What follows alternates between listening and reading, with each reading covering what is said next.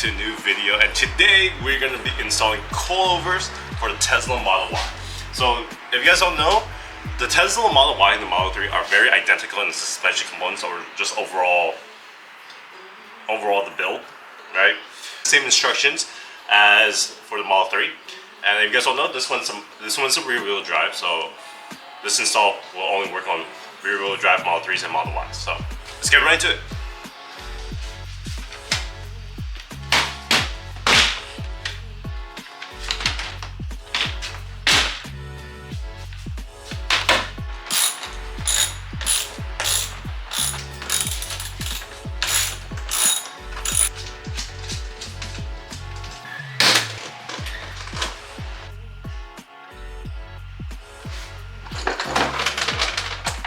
Fluid, and it's just a plastic clip right here.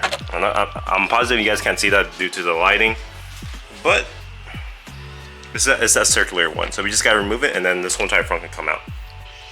So we remove the air filter box, and in order to remove it, it's just only 2 bolts, one on each side. That's it. 10 millimeter, remove them, take it out, and you have a lot more clearance to gain access into here and here. I think you could just pull it out. There. Oh shit. Okay, yeah.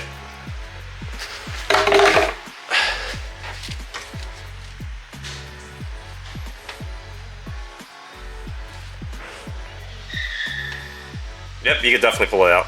The process of this whole entire suspension installation for the front is actually very, very easy. So what you guys gonna have to do, I'm positive you guys watch my other videos, it's self-explanatory. The first thing you're gonna have to disconnect is the end link right here. This is the end link. Right, this. So the end link connects right here. So all you gotta do is remove this bolt, and then the speed sensor bolt behind the brake disc. It should be a 10 millimeter somewhere right here, and then the brake line right here, and then this bolt that connects it to the control arm. And once that's done, you guys go up here and then disconnect the bolts from the top hat. And it's actually pretty simple. The special tools you guys actually really need is gonna be a star bit. This is very important because the end link has a star bit. It will be a T40, and then the control arm right here, this bolt will be a T50. So it's highly important that you guys get this. And then thread locker. Get thread locker just in case, man. It's super important because vibration can loosen up these bolts over time, so you guys don't want that mess to happen down the line. And then I also put anti-seize on the threads right here on the coilovers, because over time, about like 3 months in to 6 months in, these not just this coilover but just end coilovers will get seized, and it's super important that you guys get anti-seize for this installment. It's super fucking important. I can't stress that enough. All right, I got the T40. Let's get right into it. Okay, there we go. Put this on. Okay, cool. So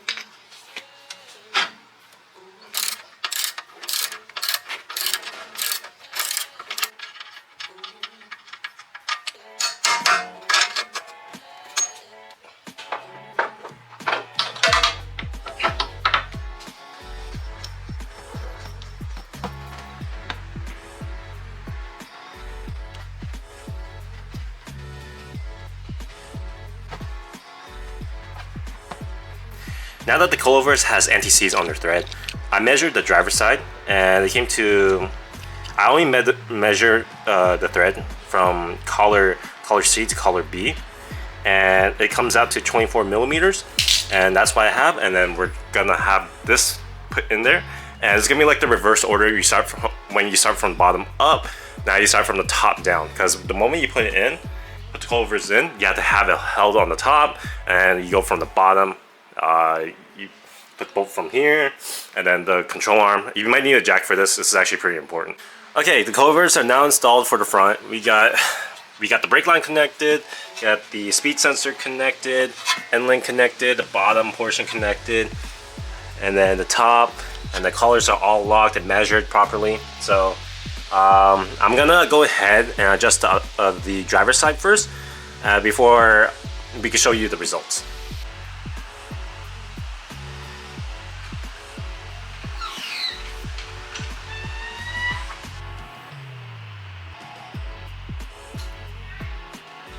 Alright, so the desired ride height I wanted is actually really good. This is how I actually wanted, because I wanted it to be functional, but I feel like it's gonna go lower after a day or two of driving, because you gotta let this coilover settle in. And we're just gonna adjust the dampening. So you turn to counterclockwise, it's the softest. 1, 2, 3, 4, 5, 6. So we got 30 clicks. So I'm gonna do it to 25.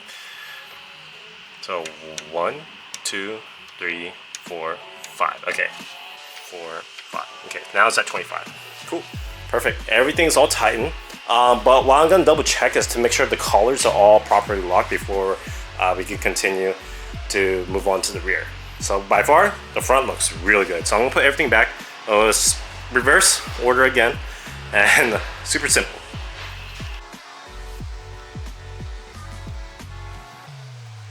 Alright, coming to the rear suspension. It's actually very simple to do. So we're gonna do again like as the front, bottom up, but we're gonna remove this plastic panel. This is to the control arm. There should be a 10mm bolt underneath. 10mm bolt should be right here. This should be underneath the control arm. So this is a plastic panel. End link is right here. You disconnect that, and then you disconnect the speed sensor. I highly suggest you disconnect it so you guys don't break it, just in case. And then you go back to the bottom. You loosen this bolt and this bolt, and then there should be 2 bolts underneath, right there and right there. And once you take this out, I'll show you guys how to utilize this top hat onto the new one. Another tool I highly guys suggest is a see-through socket and wrench. This is highly needed. I can't stress this enough. You guys really gonna need this tool in order to get the top hat off of the OEM in order to get it on to the aftermarket coilovers.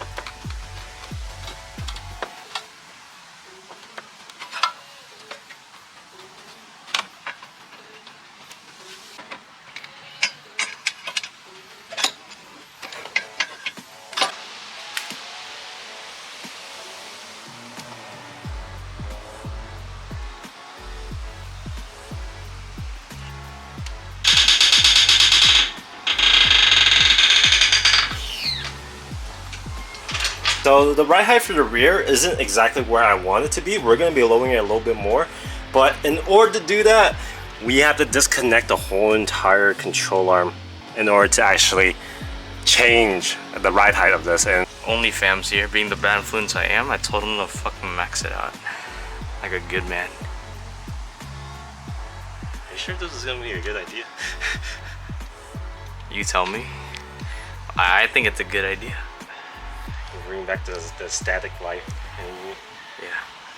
Static Minds Garage, hit me up. Yeah, the book. Okay, let's see. It's almost there. I slide it right here. Okay, where's that rubber piece? Yeah, don't forget that. Okay.